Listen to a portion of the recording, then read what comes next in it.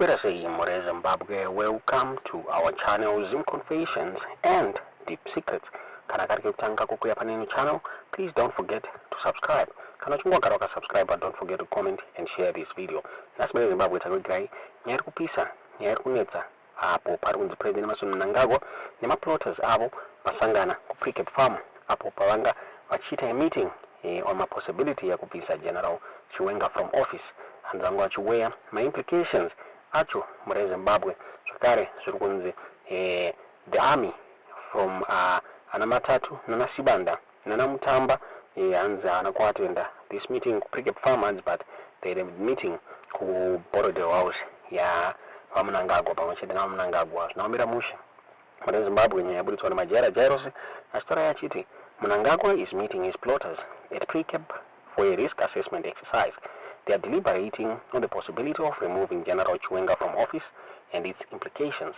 Mangwanya, Matatu, Sibanda, and Mutamba didn't attend, but they had a meeting with ED at his Borodeo house. Na Majera Jerosi, Mure Zimbabwe, a United Kingdom based lawyer, Brighton Mutebuka, Babudo Vastara Pamsuro, Pinya iyo Yushinza, Makumira Mushi, pan meeting yaitwa, the JOC meeting yaitwa, apo papa access kwa nye kubisa President, Vice President Constantino Chiwenga, ma consequences acho, Mure Zimbabwe, Babuda, Brighton Mutebuka, on his ex-endo, Vastara Vachiti. Breaking news, Zimbabwe on the brink of a civil war, is ED poised to move on Chiwenga. Fellow Zimbabweans, I regret to interrupt your Sunday afternoon today, 6 April 2025, to share with you the grim news that I've just received and been asked to share in the national interest. I will transmit that news as received. I must emphasize that it is the highest level of sensitivity and concern in terms of security situation in Zimbabwe. JOC meeting yesterday, 05 April 2025.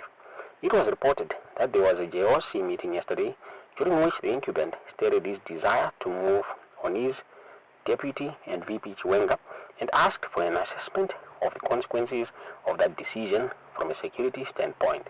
The Director General of the CIO, Fulton Mangwanya, is reported to have expressed serious concerns about such a move and asked why such a move was being contemplated.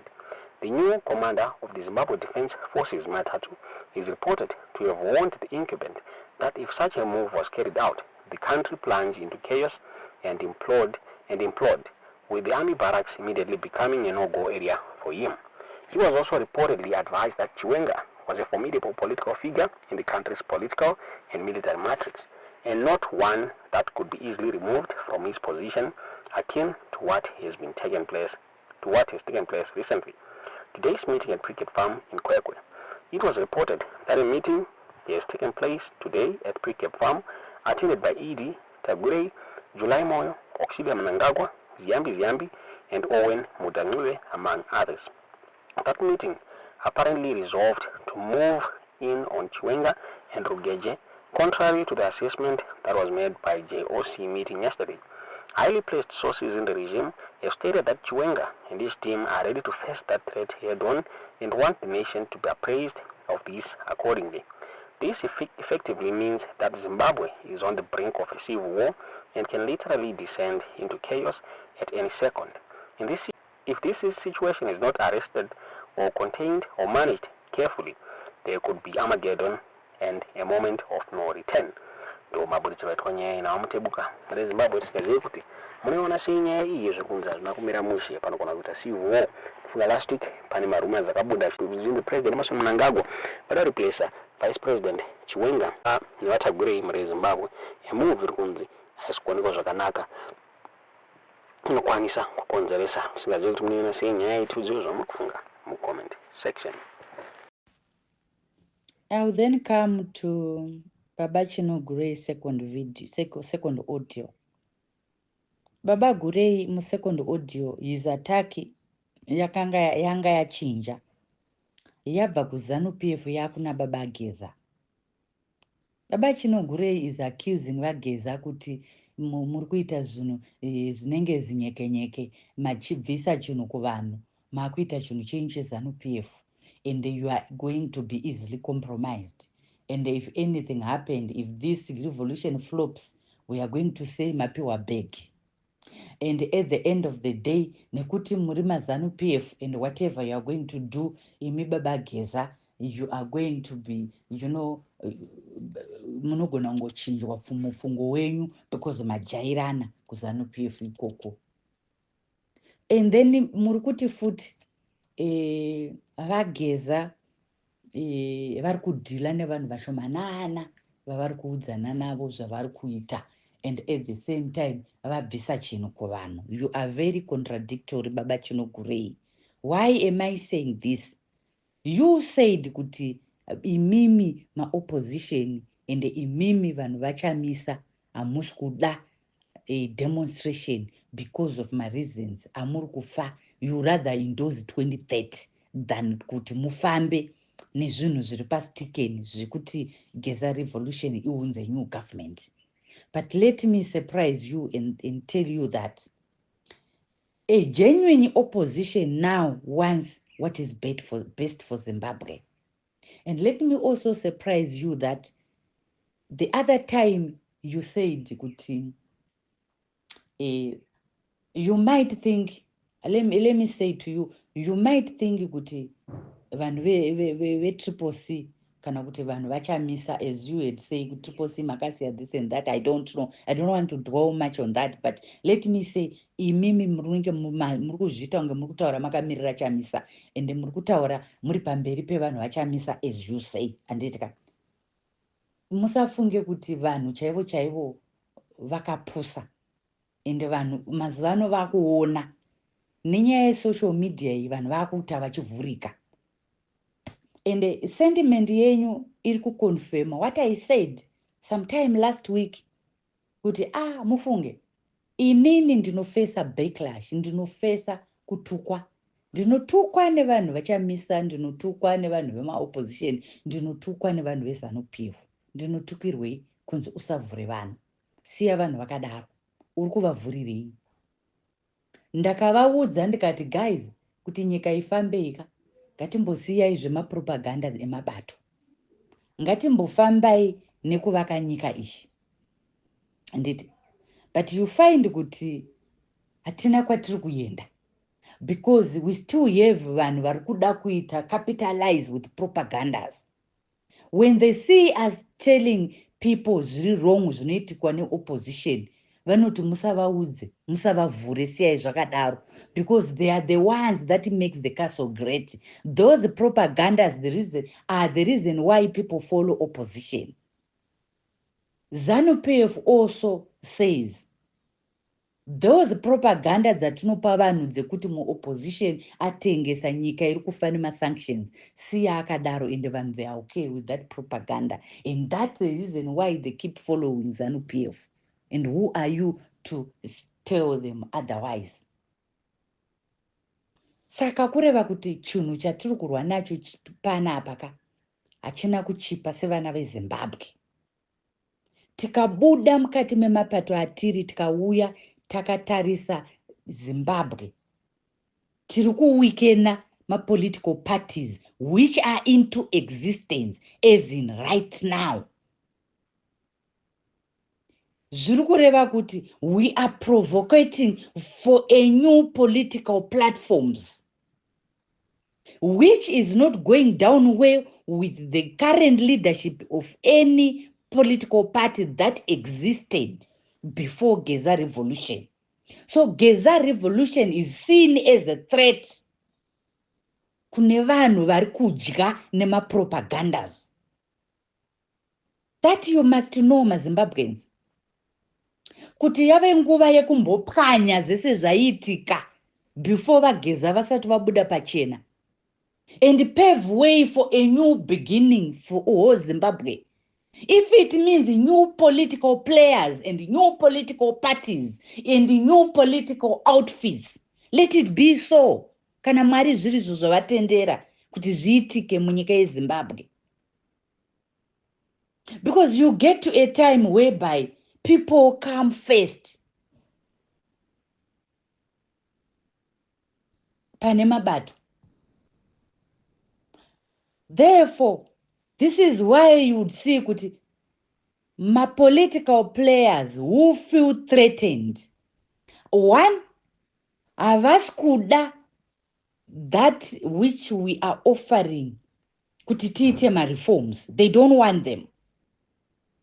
And let me surprise you guys and let me tell you as it is, bad as it is, mungarwadziwe nezvazvo, but let me tell you the truth as it is. Havasi kuda all that GNU, havasi kuida all that zvatiri kutaura kuti tiri kuda kuti tiite reforms, havasi kuada, because they know they've got nothing to offer. Vano-offer ma-propagandas all the way. Therefore, kana pakaitwa GNU, pakaitwa ma-reforms, they are going to lost dismally to new players. That's the biggest threat to someone who feeds on lies, to someone who feeds on propaganda. Where we are going, propaganda has no space. Propaganda has been leading countries from time immemorial, right from Kunana AD, whatever, even before the World War I started. Nyika dzaingotongwa nemapropagandas, one propaganda after the other. Propaganda is something chinongocreatwa out of the blues. Chopiwa uremu chodecoratwa so. This is why right now we have a situation yekuti kana munhu akuda kudzingwa anonzi wakaba, ocreaterwa issue, oendeswa kucourt. But now the court of law cannot find substantiative evidence to convict that person. Mona munhu akuitwa kwakirietwa propaganda of catch and release. The opposition now capitalize with that propaganda that ZANU-PF had created. Kuti tiri kuti Ningi abve because Aba. No! Tiri kuda kumubvisa because aita threat ya boss Ningi. It's not clear. And they are not telling you the correct scenario of why so and so is being incarcerated. Azibuda izvozvo izvo. And understand and understand my points. And Saka, because of that, we've got my scenarios, ema propagandas. This is why now you hear those same people who support the road are now running with my issues. Ana Kasukwere, my issues, Ana Jonathan Moyo. Do we have anything on the table? Chekuti Jonathan akaba pakati nepakati, Kasukwere akaba pakati nepakati, kana Kasukwere akauraya, taurai Kasukwere akauraya Peter. And akamuraya in this way. Oh, baba chinogure vataura issue yepoison. Tiudzei poison munyika yakauya naNhingi, izvo zviri kuchengetwa naNhingi. Poison iyi toita sei senyika yeZimbabwe kuti tiibvise muZimbabwe. Iyo iri kupa vanhu cancer. We have been mired in propagandas without evidence. The same propaganda yekuti munhu akawina akaruza without a V11 to substantiate the evidence of a win or a lose. That's where the problem is. That the biggest problem that we have in Zimbabwe is tiri kushandiswa nema political parties, political players, political gurus, political influencers. Right now in Zimbabwe, I'm challenging you to understand every person that you follow. Every person that you click a follow. Understand the kind of information that person is feeding your brain with. If you don't, then you are just going to be following Madikoi. Because we had too many, remember last time you have heard Tungwarara achidaidza ma vacancies nevanhu vaakuda kupa begi vane ma political influences. Saka many have been paid to be saying things to you kuti vakuoresei moyo so that the Geza revolution can fail. But the bottom line is it can never fail. as long as it carries the hope of a new Zimbabwe, as long as it carries the truth in it, as long as ichitaura chokwadi chiri kubatika nemazimbabweans, ikakuudzai kuti president ari kurwara, you can substantiate that with all the several videos that you have been circulating in social media that points out exactly to what Comrade Geza has been saying, to what Susan Mutami has been saying in all his 2022 Twitter. Achitaura Mutami kuti vachiri pastage 1 ezvino zvakuenda kustage 2, we don't know kuti vapa stage 4 here kana 5. But evidence which are circulating in social media points out kuti probably vanenge vatoo kustage 5. Judging from zvaiitika kuvhiki 4 kuswera zuro, it's clear that vatoo mustage 4 or 5. Because ukaona president achijamba pastage achiita matakanana vaita vaya, hakuna president anoita kunge vharazipi. Hakuna zvakadaro. It has never happened in the land. It has never happened in the history of all Zimbabweans. Because, yes, everything is very clear. But tirikuti susu, right now, patave, ndepekuti, ngatitaurei zvinhu zvinovaka nyika. Baba Chinogurei, my advice to you, is I don't know uri hanzvadzi uri baba kana kuti uri chii, but let's speak what can take this country to the next level. When you speak ukavhura muromo wako, taura zvinhu zvaune evidence nazvo, and taura zvinhu zvinovaka vana veZimbabwe. The Metia document is there. It's there, and it's something that you can actually prove, and it's something that we are all seeing. And all those issues dzaitaurwa navageza kuti Chagwirei ane kambani ipi, ane Zenga, ane Sibs, go and verify zvese. Go back to the first video of vageza and verify zvese zvavaitaura kuti pane here chakapotsana navageza, pane here chavasina kutaura. Hezvo kuti maovheti kuzoti ana Tungwarira vatenderere inga vakakonfirmwa kuti vageza mapoinda malupos edu we are correcting. Andimukuzvona. But though they think they are correcting, but they are bribing people, not correcting per se. So that's the biggest error that we have in the government of the day. They are not correcting errors. They are not, they are not ready to amend their flaws. They are not even ready to accept reality. Kuti instead vari kusunga vanhu vari kuda kuexpressa. As long as vachiri kusunga vanhu vachida kuchikidzira vanhu vachida kudii, they are not ready to accept reality of things that are happening on the ground. The reality that vanhu havachada. That's the reality. People no longer want this rubbish. They are tired. They want a better nation. They want a better Zimbabwe. They want a better country. They want a better economy for all. They want the government of the day to utilize their resources accordingly, to utilize them so that they can benefit the populace, not certain individuals. Isn't it louder enough for the government to act? Isn't it louder enough that they accept what is there so that we move this country forward?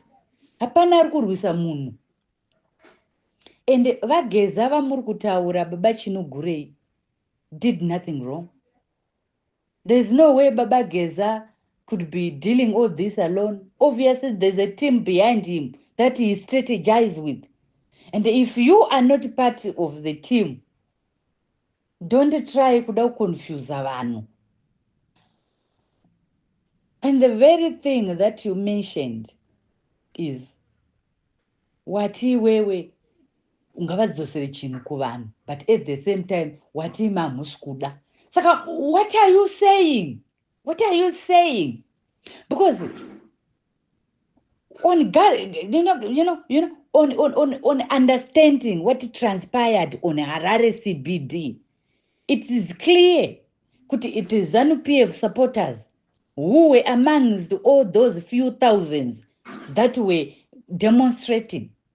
And at the same time, The complete Harare CBD corporate world endorsed Geza revolution. Save for imi vashandi kureva kuti muri kupiwa mari here iri kunakidza kana kuti masalaries enyu are okay, your lives are okay, and ivo vacho vari kuginya mavendors makaratidza you endorsed. The vendors endorsed Geza revolution. They were never in the street. There were no vendors. The shop owners closed their shops. They endorsed Geza revolution. Saka chasara vanhu venyu baba gurei vamuri kuzviti vetriple C vanolidwa nana mafume vakaunganidza vanhu vakati musaende vachizama kuda kuti mavendors aende kunotengesa as business was usual, but the vendors refused. And saka my biggest question is, judging from what transpired in Harare, would you blame Comrade Geza if they come up with another strategy that does not include kuenda kwavanhu mastreets? Makati munotya kufurwa, mukati muri kuda masoja kuti atanga abuda ataura, mukati you are not guaranteed your safety, because Hamsatima are ready to liberate this country at any cost. You want to liberate it at the cost of your political parties. Therefore, will you now blame this strategy that is on our table? Do you have another solution? Can we now come back and say we are now activating another demo? Are you going to be part of the demo that is going to be put across on the table? What is it that you want, Baba Chinogurei? Can you elaborate your points and go straight to the point as to what is it that you want Baba Geza to do? Because as it is, he listens to everybody because Chinunde Chevanu. So I would more happier if you come up with a solution. Tobata tendere the solution. Toisita kweri kufana kusvika. But ukatanga kuisa maaudio ekungotuka, ekupwanyana, ekuzodzana madhaka. Munhu asvibiswe anosviba ega nemabasa ake. Hakuna munhu anoti ndiri kuita chinhu cheZANU-PF when ZANU-PF in a clear blueprint.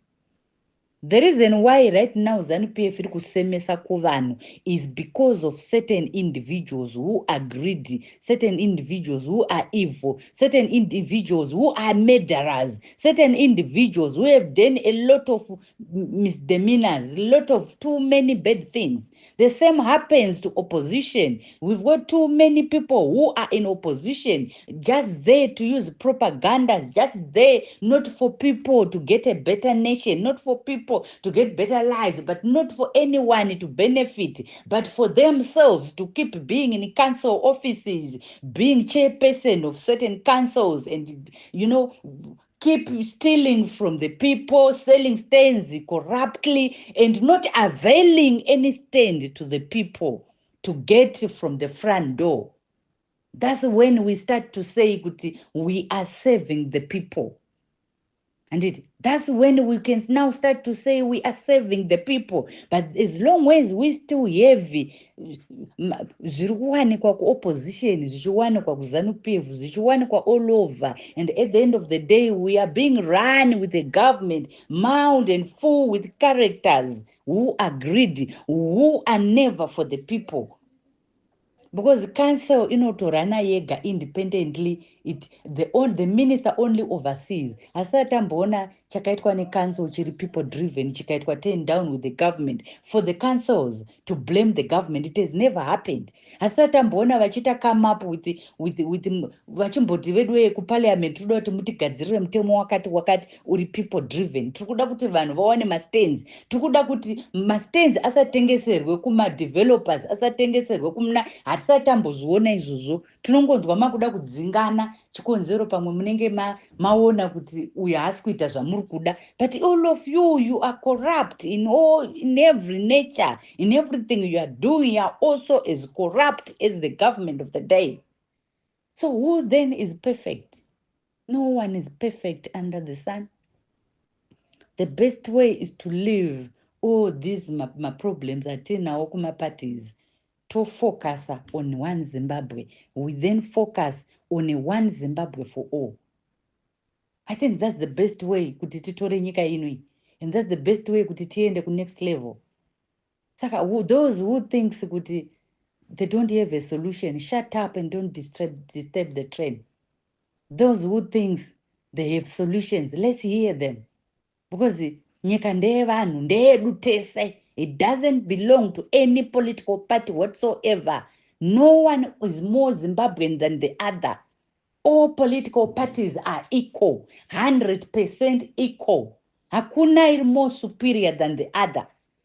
So that's why today we are fronting a Zimbabwe cause, a Zimbabwe revolution, a Geza revolution, standing up for the people of Zimbabwe, regardless of their political affiliations. Saka, it's either you are for Geza revolution or you are against it. Usaita ungarwa hivi yokuti unoda kuti vanhu vakufollowe vachifunga kuti uri weGeza revolution. A lot of people have amongst a lot of followers by just preaching the Geza revolution.